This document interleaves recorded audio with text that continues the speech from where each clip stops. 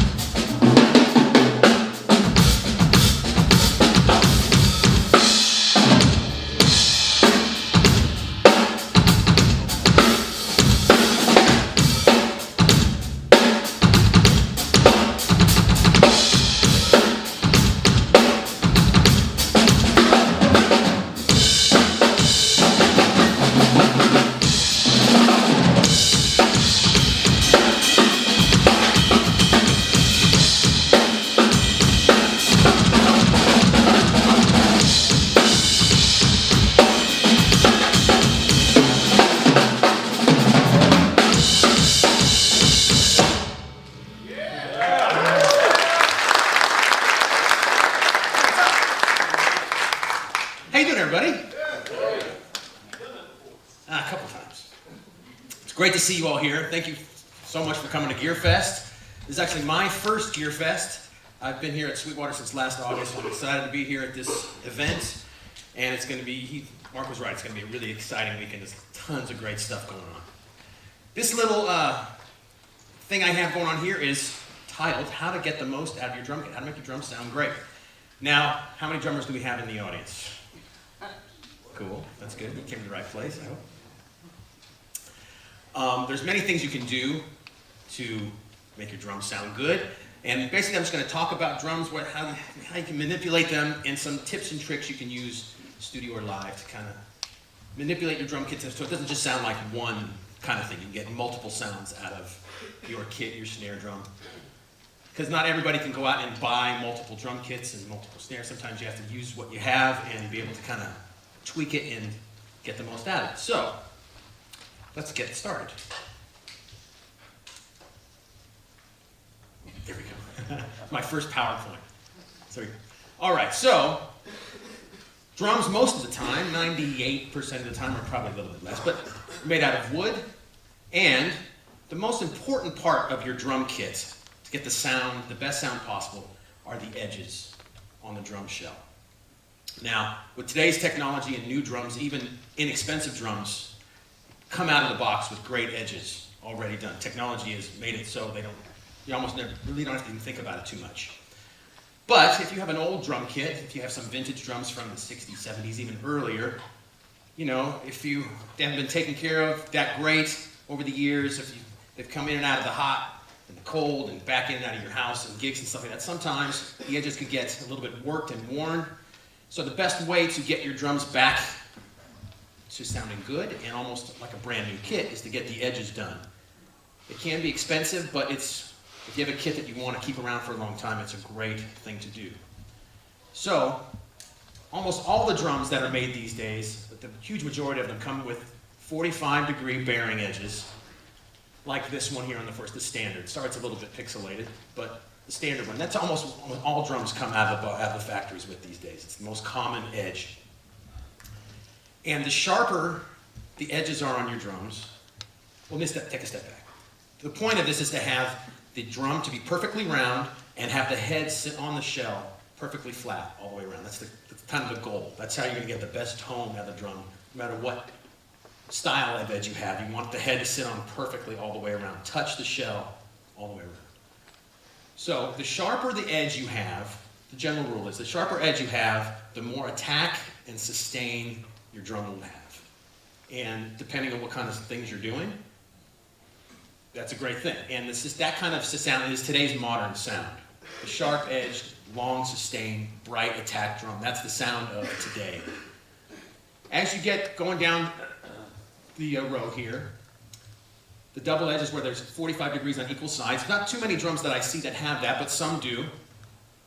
And some drums today, Gretsch makes some drums with round edges, but definitely old vintage drums that were around in the 60s and beforehand, round edges were the norm back then. It wasn't until later that the sharp edges came to be, and I think that's because of technology and the machines they had to cut the edges started to get better and better, and they could make it nice and sharp. But back in the old days, the round edges were the norm, and what the round edges do is give you that vintage kind of old school 60s kind of sound, and even prior to that. So if you want a darker, thuddier drum kit sound, how you doing everybody? Come on in. We just got started. You didn't miss too much. You'll get that with some round edges. So, like I said, the best thing you can do if you want to keep the drum kit you have and kind of like renew it, kind of rebirth your drum kit, if that makes sense, is get your edges done. Okay? Make sense? Any questions about that? The sharper the edges, the more sustained, more attack your drums are going to have. The rounder the edges, the darker, thuddier, less sustained your drums are going to have. Make sense? Yeah. What's the general cost of trying to do that on a board? That I can't really give you a straight answer on that because everybody is different, and you have to find someone that has the machines to do it. But you could spend a couple $100 a drum because you kind of get what you pay for, right? You want to go to somebody who's reputable and has the right machines to do it right the first time, because it could, if they don't do it right, it can mess up your drums as well. I made the mistake of not really knowing what I was doing when I was a kid. My very first drum kit was a 1965 Ludwig kit, Blue Sparkle Ludwig kit. My dad got me when I was like 7 years old. And when I was a teenager, about 15 years old, I was getting into rock and roll. Blue Sparkle was just not cutting it for me anymore. I didn't think that was cool at all. So I stupidly, and I regret this to this day, I stupidly got the drums refinished in black and got the edges done.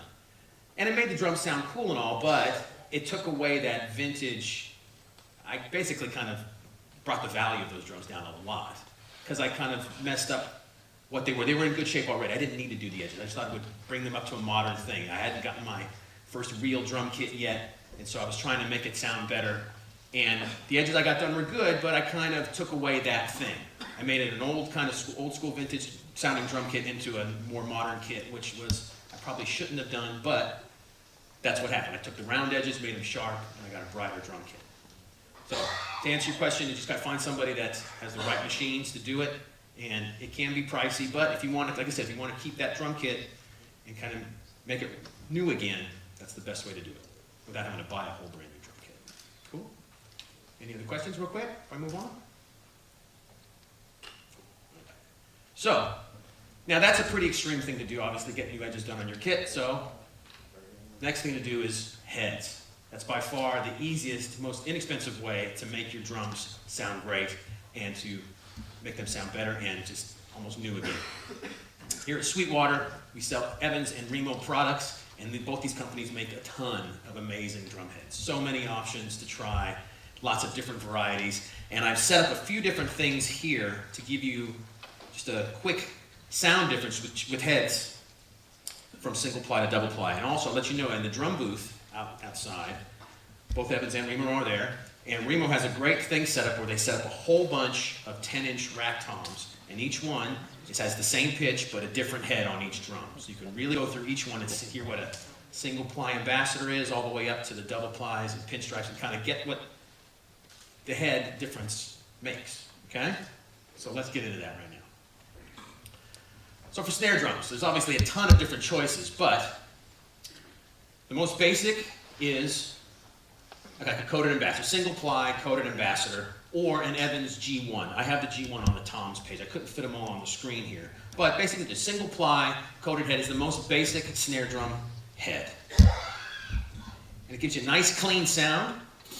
I'm going to kind of play and talk, so I don't know if you want to, I'll let you know before I play so you can mute this mic, so I don't kill you guys. This drum right here has an Evans G1 single ply coated head, brand new. I just put it on before this, so it's got a nice bright attack still. It hasn't been played to death yet. It's not dead. So this drum really rings and sings because of this. Here we go.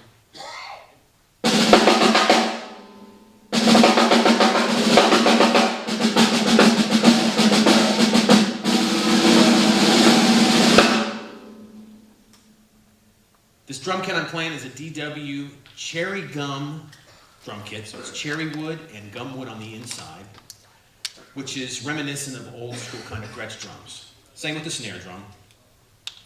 But even though it has the old school wood, it still has the sharp edges on the snare itself too. So can you tell this drum has a nice ring to it? It's very bright. I have it tuned up pretty high. Good backbeat when you play your kind of basic 2/4 rock beat. Here we go.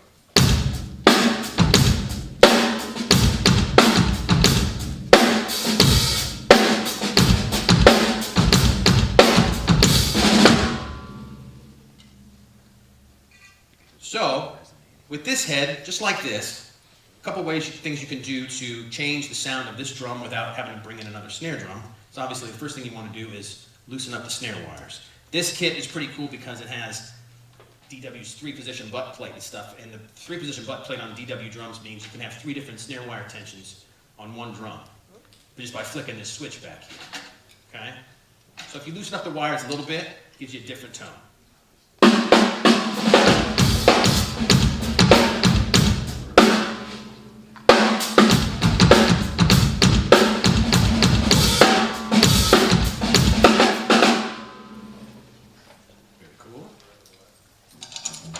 Now, to show you a little bit of the difference here, this is a pearl snare drum right here, and on this particular drum I have an Emperor drum head, which is not on this screen, but what an Emperor is. Let me see. Here we go. There we go. I have it on the tom page, but some of these heads are interchangeable, right? You don't have to have them just on the snare, just the time they work on all kinds of things. So, I go back. The Emperor, right there, is a double ply, 2 7mm thick pieces of mylar. A lot of guys, especially rock players, metal drummers and stuff, don't use coated heads on their snare drums. I'm sorry, I didn't tell you that head was coated. Did I say that on the first drum? I did say that, okay.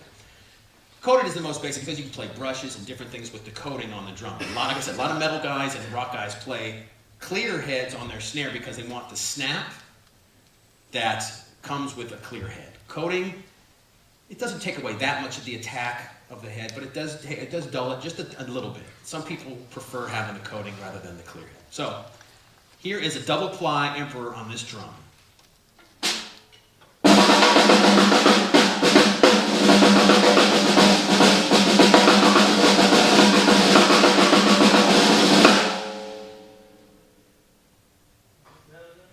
That's a really loud and vibrant drum. It has to do with the wood that it's made out of course, but that head, even though it's double ply, it's going to last a lot longer, but it gives you a little bit of a darker sound, but still a lot of attack. Now this one here, next to it, I have an Evans EC reverse dot. Now, this is an incredibly heavy drum. It's a bell brass Gretsch snare drum, so it weighs a ton. Anybody ever played a bell brass drum before? There is a Tama bell brass drum in our music store that we just got that you should all go check out. It's fantastic. And this Gretsch one is equally fantastic. So this is the EC1 drum head. Kind of has a hazy look. What that is, this is also a 2-ply head. Totally different characteristics than this other head over here. Sorry, let me just get this set up again real quick. Sorry.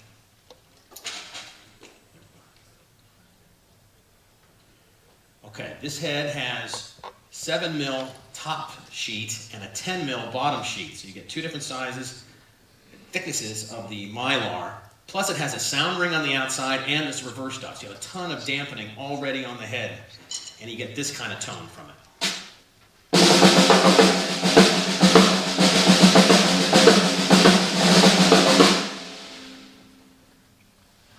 Now this shell is giving off it's doing its brass thing, so it's a little bit brighter and louder for sure. But with the kind of dampening that's already in the head, you're getting a totally different sound than you would with the single ply coated ambassador, which would also work on this. So it just depends on your flavor. Heads are just come down to preference. What do you like? Or if you're an Evans guy or a Remo guy, do you like Ford or Chevy? It doesn't matter. Once you kind of get into it and you like it, most people stick with what they really like, even though both companies make fantastic products. Just once you find what you like, you go down that road. So, a couple things we can do here to really change it up. I'm going to take this trigger off here just a second. This will be later on in the presentation. Okay. So say you're in the studio and you only have one snare drum. A couple things you can do is wait one second, sorry guys. Let's get into changing up the sound of this drum, this particular one I have in front of me. So you want it darker. One thing you can do is use one of these Remo rings. Evans also makes a ring set you can use, and these are called donuts. Basically, it just deadens up the head a ton. So without changing the tuning, you go from this. Tighten up the snare wires a little bit. There you go. You go from this, nice and wide open. Very loud. Deaden it up a ton.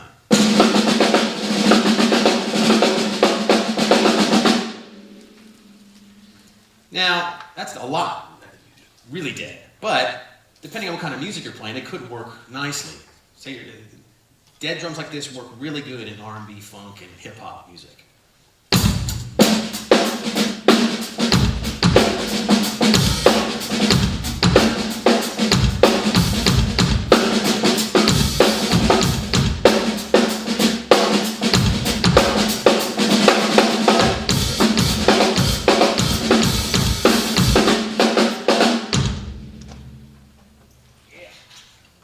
Get really precise, kind of hear every tap of the stick, no matter what volume you're playing when you deaden it up that much. But if you don't need it that dead, you can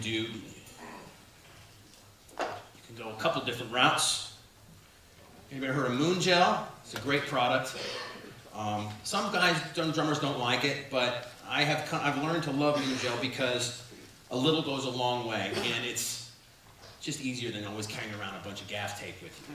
But they're kind of supposed to do the same thing, right? So what I have found works really, really well is if you need to deaden it up just a little bit, just break a piece of Moon Gel in half, a quarter, something like that, a little bit like that, and you just put it on about an inch or so,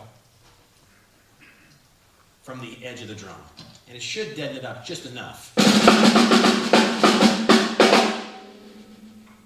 hear the difference there? That's Hey, where do you get the moon gel? Hey, in the Sweetwater store right over there, you can buy as much moon gel as you need, or you call your Sweetwater sales engineer and they'll hook you up with cases and cases of moon gel. Actually, you only need one of these things because you can actually wash them and clean them off and reuse them really forever. So here's the drum without the moon gel. Sustain, which is great. With just a little bit.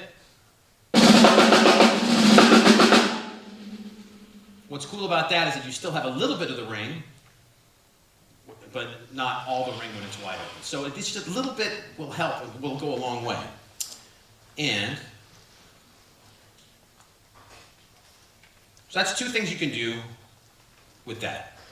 The next thing you do is tuning the drum down. Drummers, you know, listen, we buy one drum kit. Guitar players, right? I'm going to make some kind of comparisons between the different instruments. Guitar players buy a guitar, buy like 100 pedals to get different tones and different sounds out of the one guitar. You know, drums are expensive. We cannot buy a bunch of different drums. So you buy one drum kit and maybe, if you can afford it, 3, 4, 5 different snare drums. That's the one thing, including cymbals, that you can really get to really change up your sound. And if you're doing a lot of studio work, it really goes a long way to go into the studio with at least a couple of different snare drums, because you can give the artist that you're recording for, or the band, if it's your band, some variety in sound, right? Drum shell shapes, depth, thickness of the wood, whether it's metal or wood, will definitely change up the sound. So it's good if you can pull it off to get some different snare drums. And with today's technology and the variety of drums that are sold out there, you can definitely get a nice little snare drum collection without breaking the bank. And so I encourage you to check out as many snare drums as you can when you're out there in the drum booth. There's a lot of great variety out there, and I definitely recommend that. So now I'm tuning the drum down. This is where the dampening will help the drum a lot, because now as I tune it down, I'm not really changing the bottom head. I'm just tuning down the top head a lot, and what I want to go for is sort of like that kind of Don Henley Eagles thuddy snare drum sound. And it's not hard to get. With dampening and tuning down the head. Right now that sounds a little bit ugly. Right, I got the snare wires tight. We go back to our donut.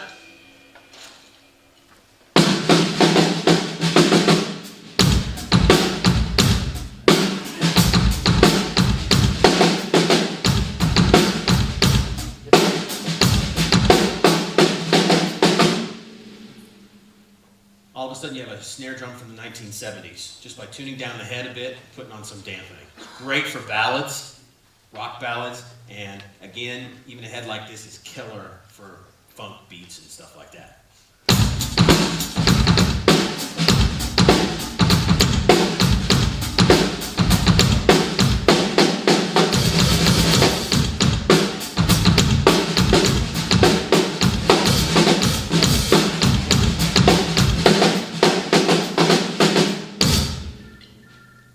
Cool, really cool sound. It's the same drum as I had just a minute ago, just tuned down with some dampening on it.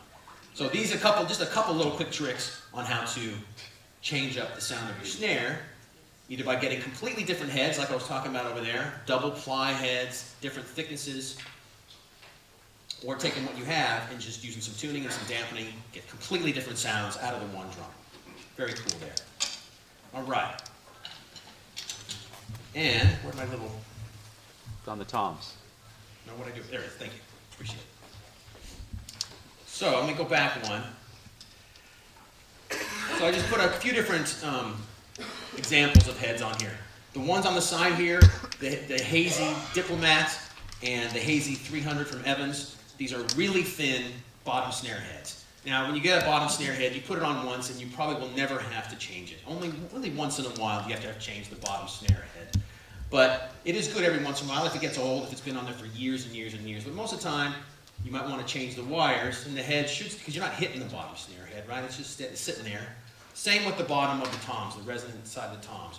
Every once in a while, it is a good idea to change them out just to freshen it up a bit, but those heads on the bottom of the drum are there for the resonance, the tone, the sustain and that kind of thing, and add to a little bit of the tone, so you don't have to necessarily change them that often. But these are two good examples. And here's some other examples of single ply heads, and then a lot of heads these days come with the power dots in the center, and those are pretty much, they're not so much for tone, but for durability. A lot of drummers these days have big thick sticks, hit really hard, and that just makes the heads last a little bit longer. All right. So into toms. Yeah, any questions at all before I move on to the toms and stuff? Yes? At what point do you mess with the bottom of the head for deadening and tone options? I'll get to that in the toms. I've got some examples for that right now, but you know, whenever you need it, really. I mean, right at the beginning if you want to. The tuning of the bottom head is important for the tone of the drum, but for dampening, I'll show you a couple of tricks that you can do, but I don't really put anything on the bottom head. I mean, I've seen guys do it, and I've tried before if something is really wacky with the drum kit. Okay, just a second, sir. But if you do what you need to do right from the get-go. There was two, yes, sir.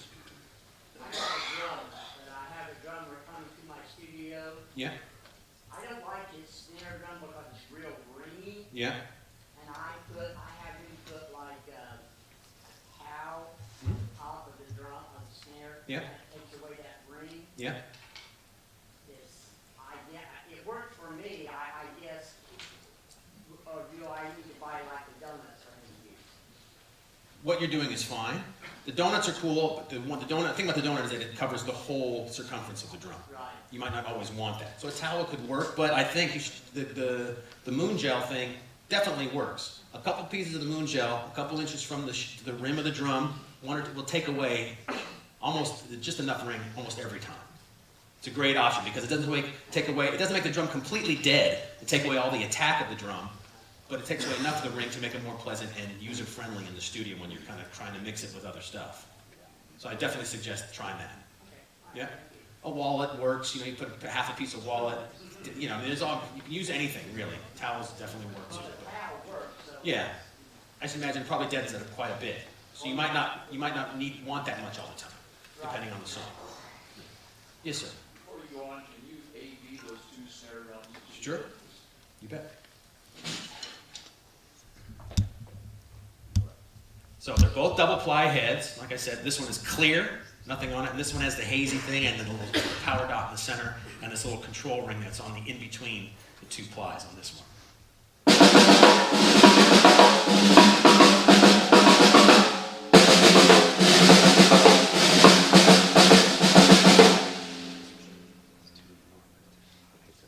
Now they're different drums, this is brass and this is wood, so that's going to make a difference there. But there's just a little bit, it's small levels of sonic change, right? This one's a little bit more attacky, this one's a little bit less attacky. You kind of got to get into the nuance here. But they're definitely, this one is definitely brighter and will definitely cut through anything, especially if you're playing in a loud rock band. That's why a lot of guys like clear snare drum heads when they're playing in a rock band, because it'll help cut the drum through, especially live, cut through the PA, you know, that kind of thing. Yeah? Yes, sir. You said the ring between the plows? This one, yeah. It's under, The dot is under the bottom plow? this dot is on the underneath. Yeah, sometimes they put them on top. It depends on the head. I think this power center one over here, on the Evans one, this dot is actually on top. So it's not a great head if you're going to play brushes because you're going to hit the dot, but you know, depends on the head. Yeah. Now what you'll see, if you go to Remo or Evans websites, you'll see they have way more heads than actually what we have on the Sweetwater catalog, but you can get any one of those heads from Sweetwater if you want to. Even though it's not in the catalog, you can get any one there, but there's tons of options. Okay. Anything else before I move on? Yes, sir. Use that moon gel on other stuff, you know, the All the other drums, yeah. It works on everything, even on cymbals if you need to. bass drum. Well, sort of, not really on bass drum because it's too small. I mean, the bass drum you're going to have like pillows and blankets and different things like that. But it might work if you have a kick drum that has two heads without the hole in the front.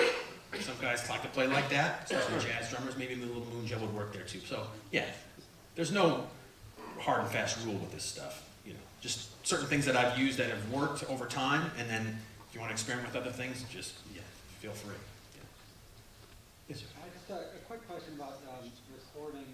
Does it matter if your drummer has the moon gel on there, placement of mic or placement of the gel for recording, does that make a difference at all? Where the moon gel is placed, Or where the mic is placed if you're using the moon gel? where the mic is placed definitely has makes a difference on the sound of the drum for sure. In relation to the moon gel though? Well, no, anywhere on it, just as long as it doesn't get in the way. Yeah. I mean, I guess I wouldn't place it right under the diaphragm of the microphone, you know, but if it's just this far over from it, it's not going to make a difference. Yeah. All right.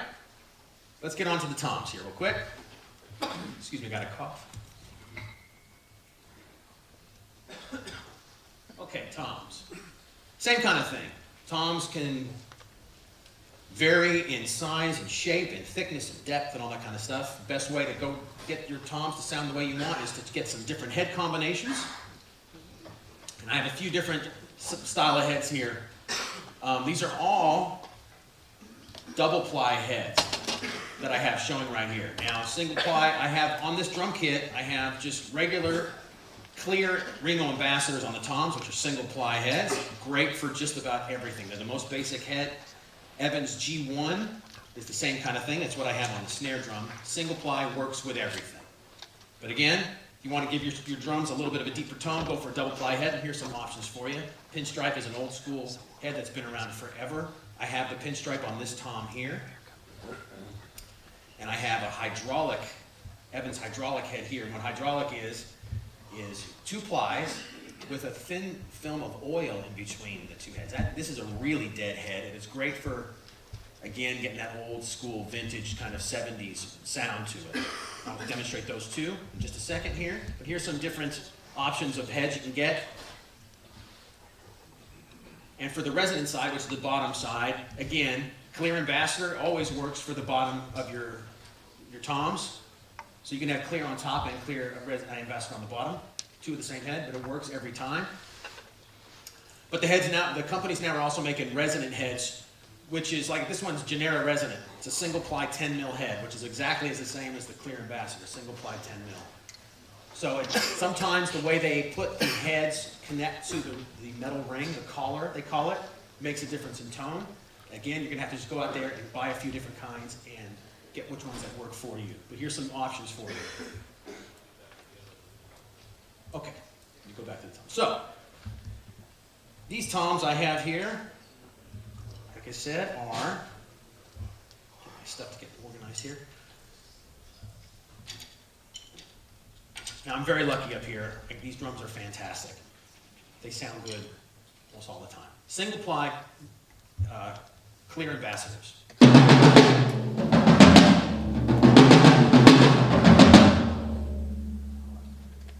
Nice long sustain on the floor tom there.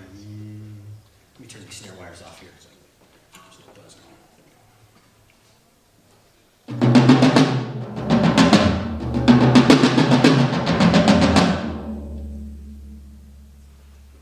Now I like sustain on drums. I think it's great.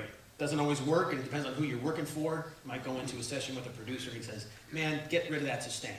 I don't want that on my recording, so you have to kind of know how to get rid of that, but still keep the tone of your drum. So those are single ply heads. I got some tricks to do with that, but let me go over here real quick. These are 2 10x8" toms. This is the same cherry gum drum as the DW kit there, and this is a Yamaha drum, one of their absolute maple drums. And this one has the pinstripe, which is double ply, so it's a little bit darker, but still has some attack. And this has the double ply hydraulic head with a little bit film oil layer in between, and you can definitely hear the difference in tone.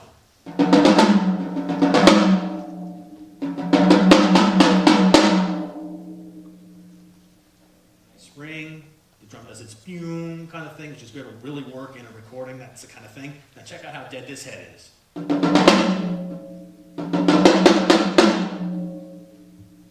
Still has some sustain and some ring, but the attack is much less compared to this one.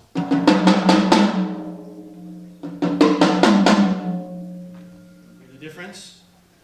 So this could be great for certain things, the hydraulic head. It can be great for certain styles of music. Just depends on what you're working for. But then you have options on what you're looking for. like I said, I definitely encourage you to go check out the Remo display in the drum tent, because I think he has maybe 10 or more toms set up, all the same size drum, just each one has a different head, so you can really tell the difference. But for these heads here, and a trick that I learned not too long ago, and after so many years of playing drums, I don't know why I didn't know about this, but you can use the donuts too to deaden the drums if you like. But one of my favorite tricks is, where's my little thing? I lost it again. Here we go. Okay. I'll go back and get the kick drums in a second, but here's our different dampening options, right? This is one of my favorite dampening options. Cotton balls. Okay, so I'm going to do this real quick. Get your hand, I mean, you can use a regular old drum key. Take some time, but I encourage you to go get a cordless drill and an Evans drill bit, and you can take your heads off in no time. So I'm going to take off the heads of the toms, put in a little bit of cotton balls inside the drum, and kind of transform the drum into a less sustained but great attack, and it works almost every time. The only thing you need to figure out is how much cotton to use each time you do it. So let's do this real quick.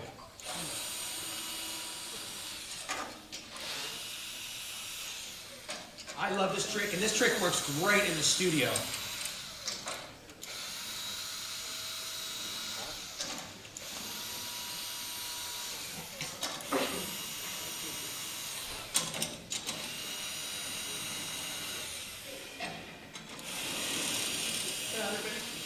All right. The drill makes life so much easier. Okay, so you don't need very much, and I have some stuff that I taken out of another drum, but basically, let me get a fresh one here. A little more goes a long way for bigger drums and just a little bit for smaller drums. And basically, if I have a big kit where I have maybe 8, 10, and 12 in the rack toms, and then 16 and 18 in the floor toms, I love big floor toms. Basically, I might not use anything in the 8-inch drum, so it has a little bit, and then just kind of slightly deaden them as you go around the drum kit. So just grab a ball and kind of just pull it apart a little bit to make it a little bit flat. And that's kind of what these are. These are a little bit older, and I've been using them for a while, so they're already kind of flat. That's maybe 2 or 3 cotton balls, just kind of flattened out, right? Here you go again. So I'm just going to take the one that's already been used, because I've already kind of pulled it apart. And you just chuck it on in there. Doesn't matter where it lays. What this is going to do is take away some sustain from the resonant head, okay? But doesn't take away any of the attack of the top head that's getting hit by the stick. When you put on the donuts or the moon gel or tape or anything on your top head, basically you're cutting the attack of the stick hitting the head. This takes away some of that really long sustain, but leaves the attack of the stick hitting the head. That's what I really enjoy about this, and that's what works so well in the studio, because you're controlling the drums, sustain and ring, but leaving the attack, which is great for recordings. Yes, please. On the different heads, in your resident heads, you had a 7.5 fly and a 10 fly. Yeah. Is there going to be a difference in Sound, tone? yeah, the tone and the ring or whatever?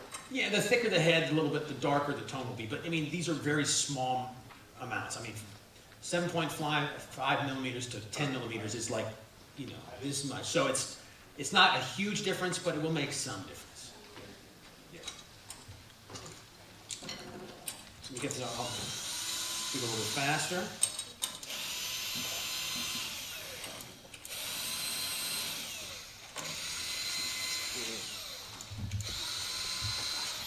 Once I get this on, we'll start talking about tuning too a little bit.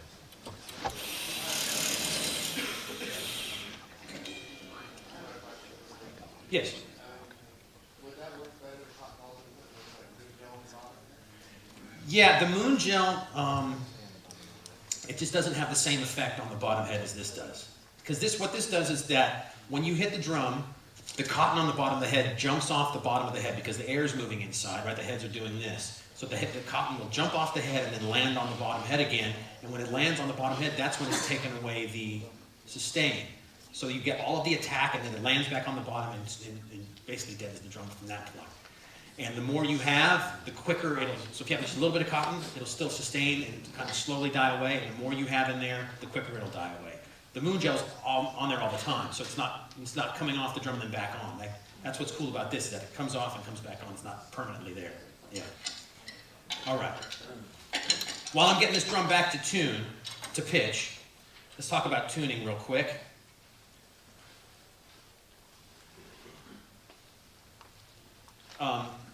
I'll be honest, I tune my drums by ear just because I've been doing it for 40 years now. I'm used to doing it that way. But there's some really cool products like the ones behind me that you can use to help you tune.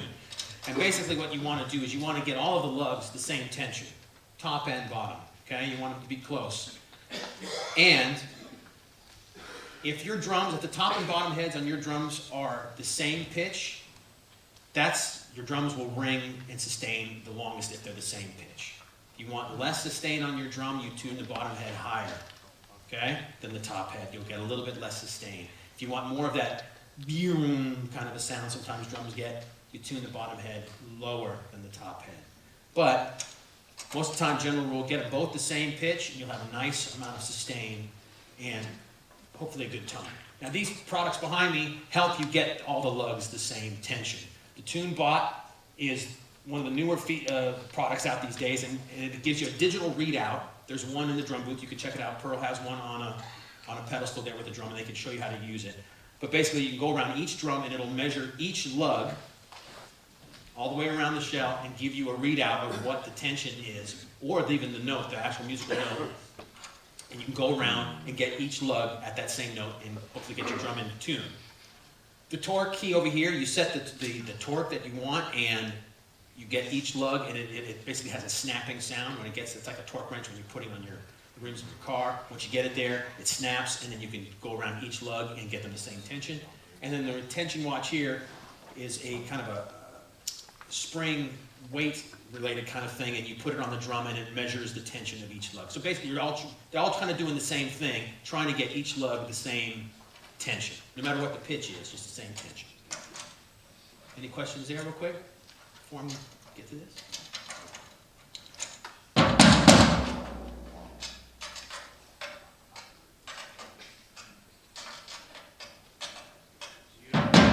You don't tune to the note that stands inside the drum? Not really. You can. I know, I tried it. It's not really the note. You talk about, see, DW, what he's talking about is DW puts a sticker on the inside of their drums, and it's not really telling you what note to tune to. It's telling you what note the shell resonates at. If you took both the heads off the drum and you hit the shell on the side, I'm almost positive it'll demonstrate some shells notes out in the drum tent. But basically, DW gives a pitch to each of their drum shells. When he makes it, it's an empty, without any drill holes. He'll take the shell, and you can watch a lot of these things on the DW website. He holds up the shell and hits the side of the drum, and that has a pitch. That's the note that they're putting on the side, okay?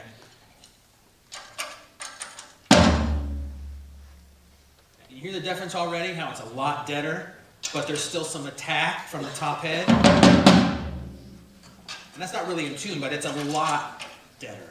And it's a lot less sustain, I should say, not deader, it's a lot less sustain.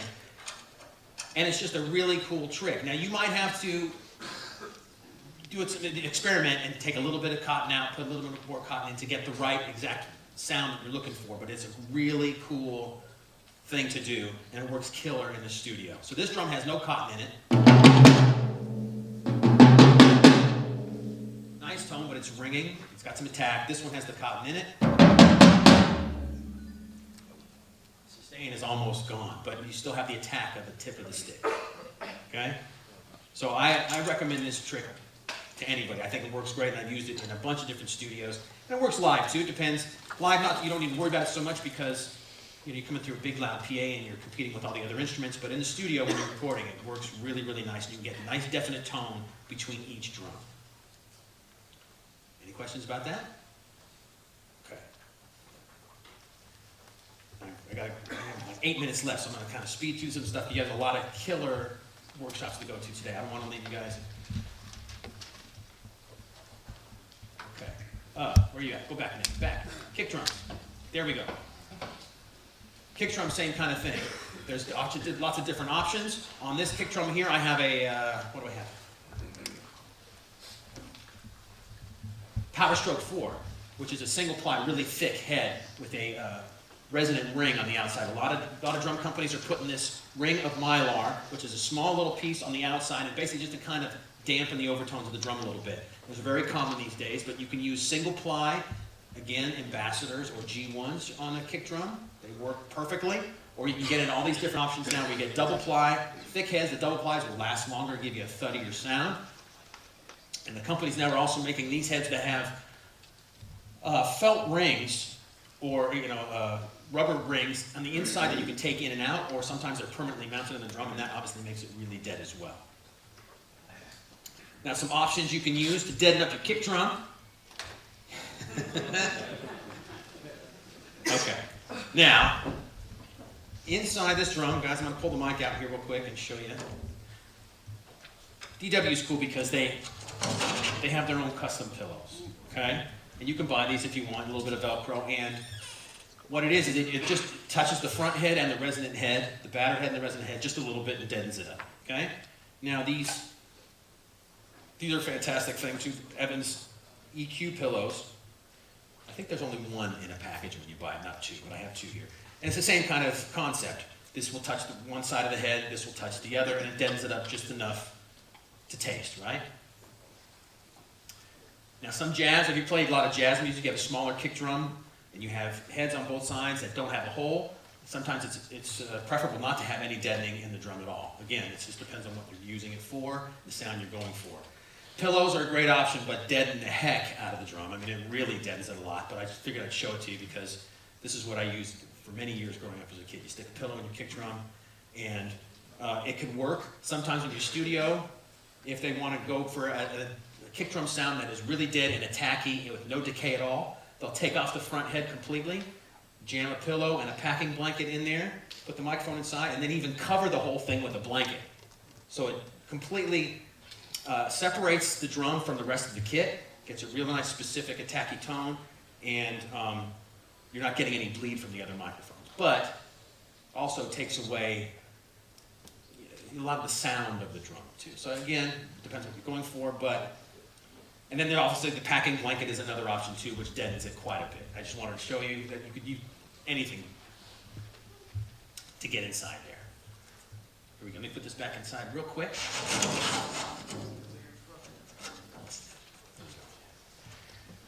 Any questions at all before I move on? So I want to show you the last couple of things to finish off this demonstration. Here we go. Okay.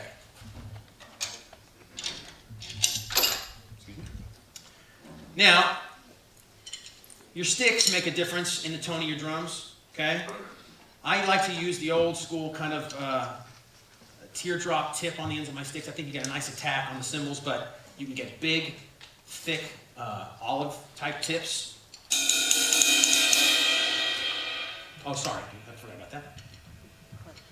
To round tips, you get nice attack on the cymbals, nice sound on the cymbals with the round tip, but they could damage your head, especially if you play really hard. If you play soft, then it's nothing to be concerned about. But if you play hard, these kind of round tips will pit your heads a little bit, so just got to be careful.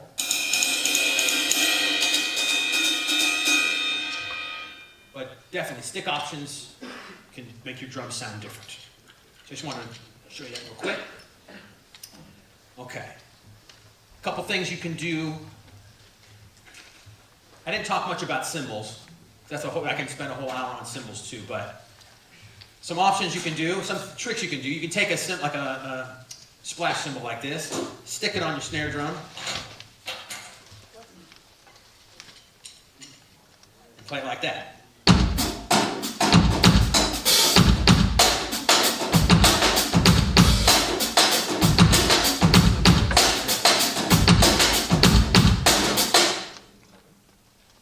Sound weird, but there's plenty of electronic drum machine sounds that sound very similar to that.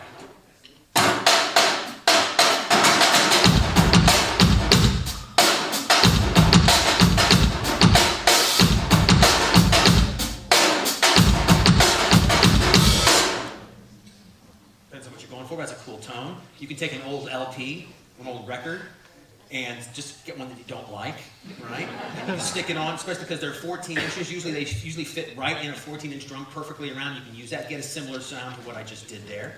That's a cool trick. A really cool trick for cymbals is stacking cymbals. Let me do that real quick. Pretty much you can stack anything. Here I have a China and just a 14-inch crash. Now real quick. And you basically get another kind of trashy kind of sound.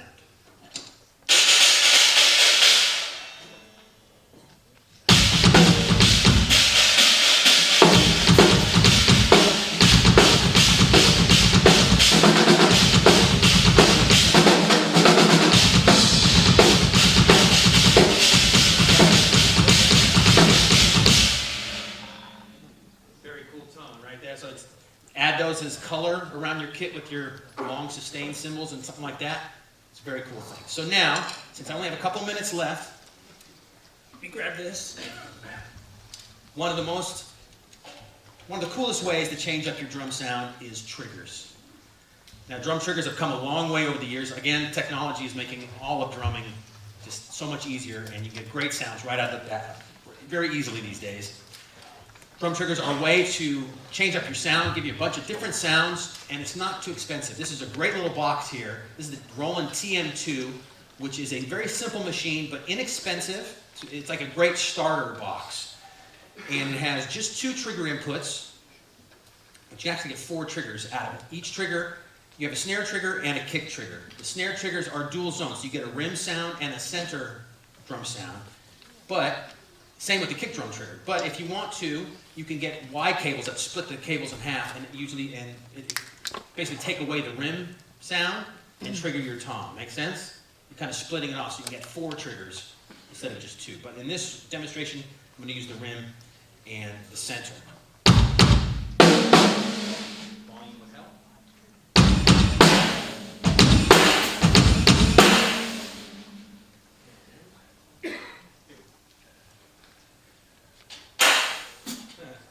Very sensitive.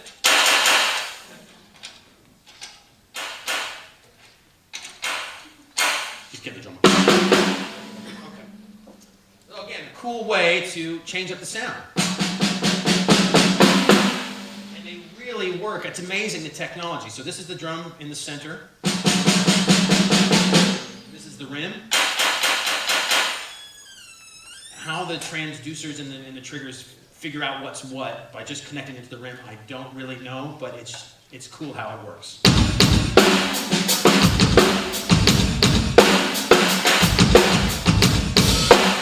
That's one example.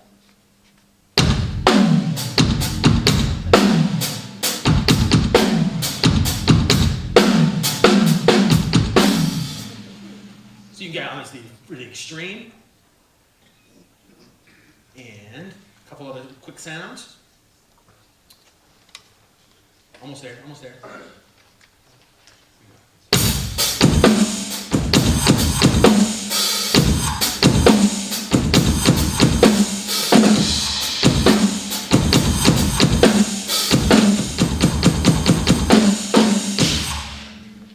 That's a pretty wacky sound. If you're in your dubstep playing, you can use that. And what's cool about this box too, I know guys, I'm going to stop in just 1 second. This particular box has elements in it, so just parts of the sounds that you can trigger. So if you want just the ring of a snare drum, you can have that as your trigger sound. So or just some sub from your kick drum. You don't have to trigger a wacky electronic sound. You can just trigger elements of the drum sound and change it up that way. So I know we didn't have too much time to spend together, but I just wanted to give you some different options on how to change up your drums that you already own and get some different tones and some different sounds. Whether it's deadening, heads, sticks, triggers, you can make your one drum kit sound in a bunch of different ways. And I hope you enjoyed this seminar and the sounds of the drums. Go out, have a great time. There's so many great workshops. Nick Virgilio. Make your drums sound great.